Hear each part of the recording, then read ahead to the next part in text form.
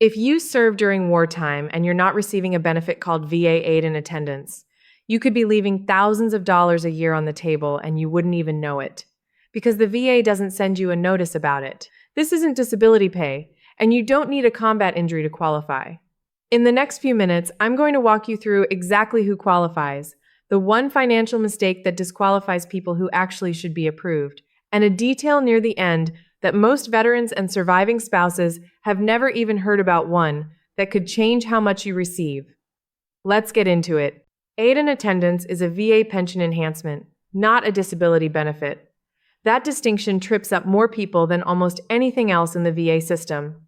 You do not need a service-connected disability rating to get it. You do not need to have been wounded in combat. What you need is wartime service, meaning at least 1 day of active duty during a recognized wartime period, plus 90 days of total active duty and an honorable or other than dishonorable discharge. On top of that, you need to show that you require help with daily activities like bathing, dressing, eating, or getting around, or that you're in a nursing home, or that you meet certain vision-related criteria. That's it. No Purple Heart required. No combat zone required.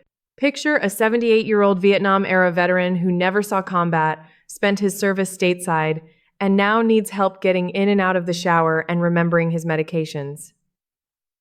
He assumes VA benefits are for guys who got hurt overseas. He's wrong, and he's exactly the kind of person this benefit was built for.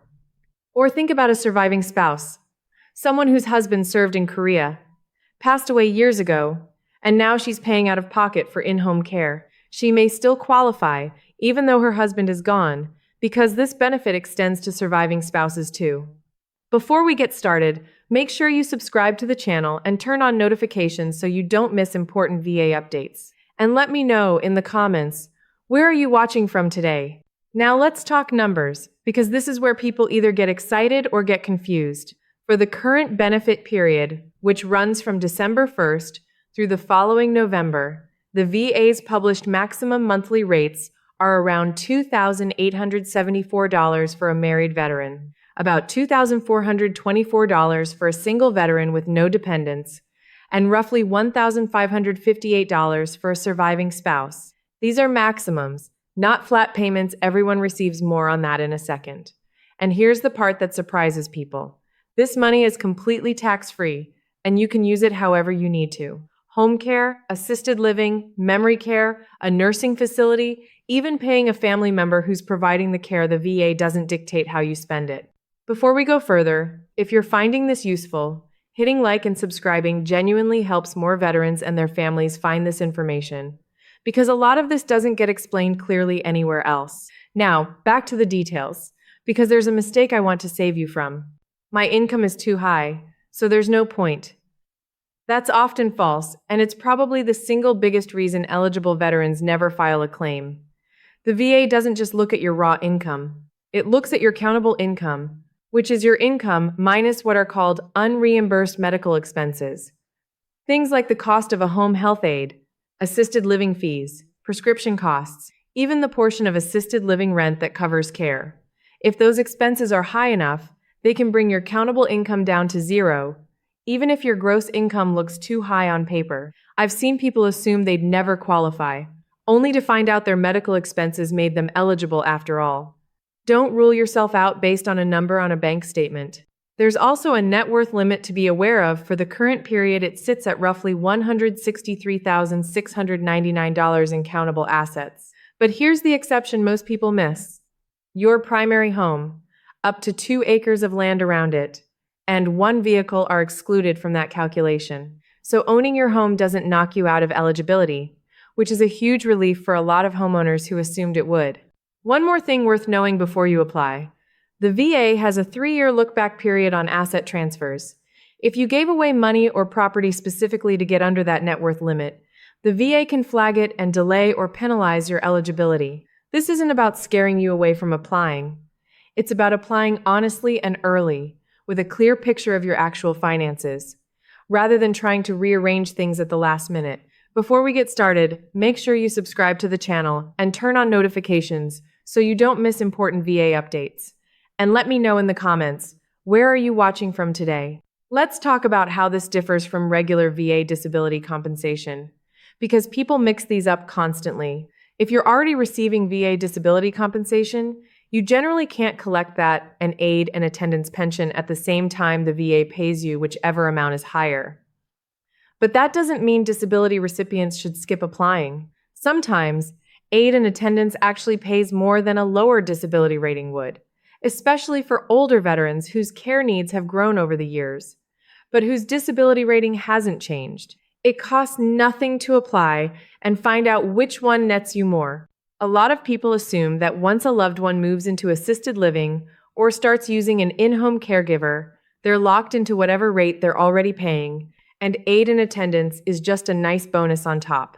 But the smarter approach the one financial planners who specialize in veterans benefits actually recommend is to apply for aid and attendance before finalizing a long-term care plan, not after.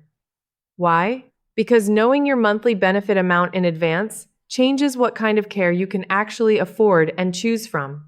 Families who apply late often end up settling for a lower tier of care simply because they didn't realize extra monthly income was coming, and by the time it arrives, they've already made a housing decision. If you're even considering assisted living or in-home care in the next year, start this application now, not after you've signed a lease or a contract.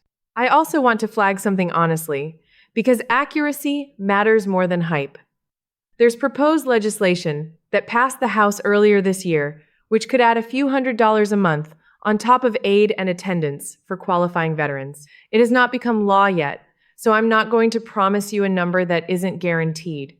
What I will tell you is this: apply for the benefit that exists today. If something additional gets signed into law later, it'll apply on top of what you're already receiving. You won't have missed anything by moving forward now. As for how to actually apply, it's more paperwork heavy than complicated. You'll need your discharge papers, a physician statement documenting your need for assistance.